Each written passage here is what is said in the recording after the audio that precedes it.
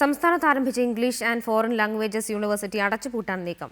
ഇഫ്ലു ക്യാമ്പസിന് വേണ്ടി കേന്ദ്ര മാനവ വിഭവശേഷി മന്ത്രാലയത്തിന് വിട്ടു നൽകിയ 50 ഏക്കർ സ്ഥലം തിരിച്ചെടുക്കാൻ സംസ്ഥാന സർക്കാർ നടപടി ആരംഭിച്ചു.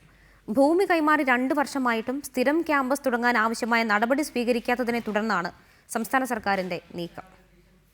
വിദേശ ഭാഷാ പഠനത്തിന് മികച്ച സെന്റർ വേണമെന്നുള്ള ആവശ്യത്തെ തുടർന്നാണ് കഴിഞ്ഞ UPA സർക്കാർ കേരളത്തിൽ ഇഫ്ലു കേന്ദ്രം അനുവദിച്ചത്. സ്ഥിരം ക്യാമ്പസിന് വേണ്ടി മലപ്പുറത്തെ ഇൻഗൽ എഡ്യൂസിറ്റിയിൽ 50 ഏക്കർ സ്ഥലം സംസ്ഥാന സർക്കാർ വിട്ടു നൽകുകയും ചെയ്തു. ഫ്രഞ്ച്, ഇംഗ്ലീഷ് ഡിപ്ലോമ കോഴ്സുകൾ തുടക്കത്തിൽ ആരംഭിച്ചു. പിന്നാലെ ആരംഭിക്കാനിരുന്ന അറബിക്, സ്പാനിഷ്, ജർമ്മൻ ഭാഷാ കോഴ്സുകൾ തുടങ്ങാനായില്ല. തുടർന്ന് ഇംഗ്ലീഷ് ഡിപ്ലോമ കോഴ്സ് നിർത്തലാക്കി. ഫ്രഞ്ച് പഠനം ഈവനിംഗ് ക്ലാസ്സുകളാക്കി. 1500 രൂപ അവിടെ 3 മാസത്തെ സർട്ടിഫിക്കറ്റ് കോഴ്സിന് മദർ ക്യാമ്പസിൽ യൂണിവേഴ്സിറ്റിയുടെ ഹൈദരാബാദ് ഇഫ്ലു ക്യാമ്പസിൽ കോഴ്സ് ഫീ ഉള്ള ഒരു കോഴ്സിന് മലപ്പുറത്ത് ഞങ്ങളെ കൊണ്ട് 6000 രൂപ വെച്ചിട്ടാണ് മേടിച്ചത്. ഹൈദരാബാദിലെ ഇഫ്ലു ആസ്ഥാനവും കേന്ദ്ര മാനവ വിഭവശേഷി മന്ത്രാലയവും സ്ഥിരം ക്യാമ്പസ് തുടങ്ങാൻ നടപടി സ്വീകരിക്കാത്തതിനെ തുടർന്നാണ് സ്ഥലം തിരിച്ചെടുക്കാനുള്ള നീക്കങ്ങൾ സർക്കാർ ആരംഭിച്ചത്. നിലവിലുള്ള 4 ജീവനക്കാരെ സ്ഥലം മാറ്റാനുള്ള നീക്കങ്ങളും അണിയറയിൽ ആരംഭിച്ചിട്ടുണ്ട്.